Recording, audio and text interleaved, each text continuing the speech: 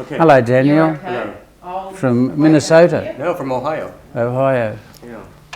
So thank you. Thank you. So, Is it over? No, I don't. I think that's all there was. A hint of an interview. Hey? so What are you doing going around the world? yeah, exactly. Exactly. Doing... So this is not my main job. I have a different job for pay. I'm Yeah? a marketing director in a big company. God, I need you. Do The you? brand we need to market. Yeah, which brand do you want to market? The brand, what's the brand now? There is no longer us and them, just we. So you want to market we? We, but not W-double-I. W-E, not W-double-E either, see? Yes. Anyway. You are closer than you Think. Yeah. So I'm a marketing director for Procter & Gamble. And, What do they do? They're famous. Yeah. Of course they are. You know, all the products for the household. It could be Oh, yeah. everything from shampoos to washing powder to diapers to Yeah. all these things. Can they get stains off the floor where the dog's chopper's been lying on the carpet? We probably could. If not. Hear that? We don't have to worry anymore. So I've got a year's free subscription now of cleaning products. I'm not sure about that, but I'm sure we could make a donation. Yeah, marketing. So that's what I do. I do We marketing. cleaned up the church house, the filthy Roman Catholic presbytery of 150. Go on. Yeah. It's all right. So away we go. Yeah. So you know what? The purpose of the project is Yeah. I'm trying to just collect people's testimonies across faiths and however how their faith has manifested in their life. Yeah. So I have a series of questions. I'll Yes. ask you. Yes. Which I must answer truthfully. Yes, exactly. Do we need a Bible to? No. Okay. So just tell me your name and just give me some of the geography of your life. You know, like you were born here. It's boring. Bob Maguire. Born 1934. Scottish immigrant parents who arrived by boat 1923 down the road, station pier. They all died off they left their Scottish families behind because I think they came here they were, what do you call it, economic migrants or something, which was a term of probably endearment then, but not now. So they arrived here, they had children, both of them died in the 40s, I was left over with nowhere to go. I was in a Roman Catholic secondary school. My friend Paul said, I'm going down to the priest, what do you call it, training place. My parish priest taking me down. Do you want to come and have a look? Because I couldn't work out what for my life I was going to do. Anyway, I went with him down there and I must have decided thoroughly that this was the safest place for me for 8 years. So I was locked up in the priest seminary with my friend, thank God. And they were the halcyon days of Roman Catholicism throughout the world because it was full.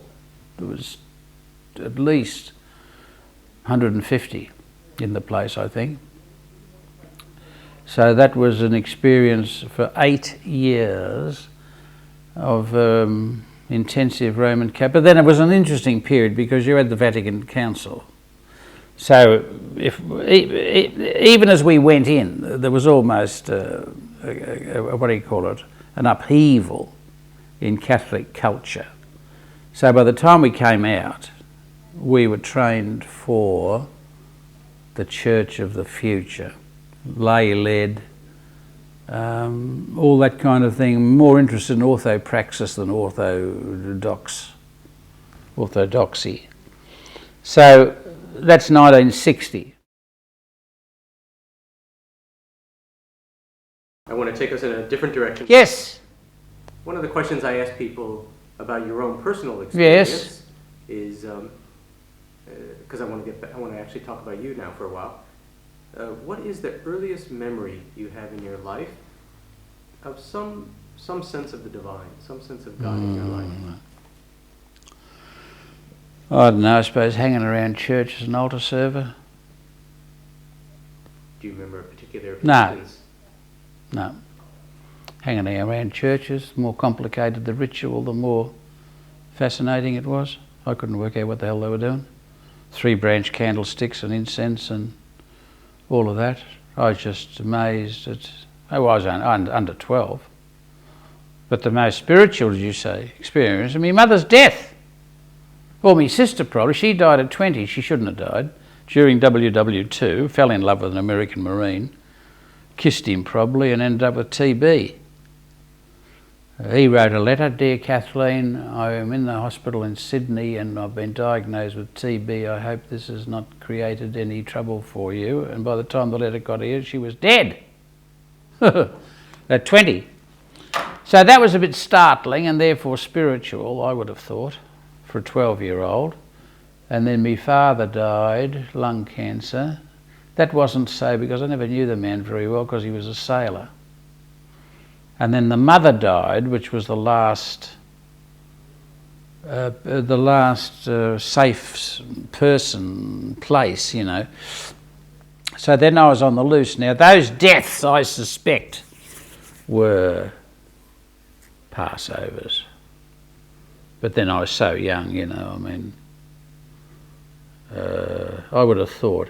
But see, anything to do with apparitions of Mary or something, I never had any of them. Tell me, given your understanding of God and your experiences... But I like your Jesus. I like your Jesus. So your Jesus comes in and is the essential ingredient, you see. But most, I shouldn't say most, a lot of Christians, you see, have put poor Jesus into the same predicament that they put God in general, because they now want a Jesus who's almighty and everlasting and all-powerful and all this, you see.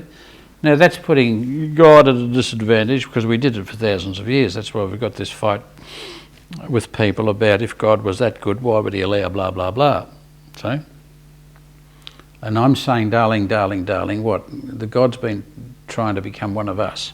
That's the expedition into the unknown. No, but it's me becoming... No, it's not, you fool, it's the other way round. See, God's knocking on. See? Excuse me, yes. Who's the God? Oh, well, hang on, what do you want? You want us to come out? No, I want to come in. So that's what the thing in whatever it is. What's that book? You're asleep. That Jesus said, I'm standing outside the door and I'm knocking. And if you open the door, let me in, I'll come in. What are you going to do when you come in? Kick the shit out of me? No. I'm going to come in and sit down and have a cup of tea. No, I'm going to come in and wait on you. Serve you. Now you work that out. They're outside knocking on the door first. They're not kick the door in, which a lot of people are frightened that God's got, jackboots on for kicking. You open the door, so it's a choice. But he's outside, so excuse me, please, would you mind opening the door? Now that changes your whole concept of the God. See? And so now, and we're only 5,000 years, are we? Old. Settler years, isn't it? 2 plus 2 plus 1 maybe, or 2. 6,000 maybe. It's only a split second. We've got to let this door knocking God in. See? Now that's what evolution's all about. So you let the God in. We're trying to keep God out at all costs, because we're terrified that in fact God's presence among us will make us less than divine, you see, because we like to be divine. But we don't realise that our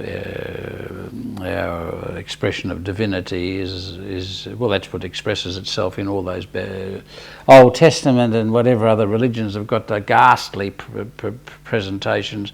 I mean, the Greek philosophers, or the Greek myths, and the Indian, what's the famous, the books, the Vedas and all of those, and the clashes between the God. I mean, that's our worst. That's the angels of our worst nature. expressing themselves in such a way that we got stooged and conned that was the divinity. See? Whereas the divinity... See? Excuse me. See? So the sooner we... But well, you can't push this because God is not pushing it either. Waiting. See? But if you believe in your Jesus as being, God's toe in the door, because that's all, see, because he's gone, disappeared for God's sake. I mean, why didn't he hang around like a sage in a cave in the Himalayas or something? Then we could have all gone on pilgrimage and done all kinds of religious things. But you see, you don't have to, because this is a toe in the door, see, because what we're trying to get to is a realisation of who we are, and then wake up to the fact, if we have to, and then wake up to the fact that God is one of us. See? Now we're all in this together. But I suspect we may have to... See, instead of relying on religion and God, or the God of religion, to explain to us who we are, I think we have to work out who we are, and then God will be at home with us. But it's no good God becoming one of us in fact, or as manifesting himself as one of us, probably already here, which your friend, what's his name from Islam says, the hidden imam. See? Yeah, there's one coming. That's what Iranians are different from Iraqis, you see, because they believe in the hidden imam, who's really unhappy with the way things are going in Islam and the way things are going in the world, and the time comes when the hidden imam will manifest himself, see, and Islam will be sweet. But you see, the Jews got the Messiah, see, everything will be all over Red Rover when the Messiah turns up. The Christians have got the second coming of Jesus, The Buddhists, I don't know what have got, because they keep going, don't they? Reincarnation and stuff, so they got theirs fixed up. The Hindus, I don't know, what is it, an eternal clash or something between the gods or amongst the gods or something. But see, it's this business of renewal. I'm perfectly happy, see, if Mr. Darwin is only 150 years gone, isn't he? Or 100, 150? Mr. Darwin, you see, who put us on the right track, that it's evolutionary. And you can safely talk now, I don't know, there might be a book over there about the evolution of God. See, which shocks the conventional theologians, church police, I can hear them now, coming, the siren, because they think you're in fact saying that God is evolving from something less to something. You're not saying that at all. You're saying the problem with God is our infantile capacity to let God in, see? Fear. So you've got the evolution. We evolve, God evolves with us, see?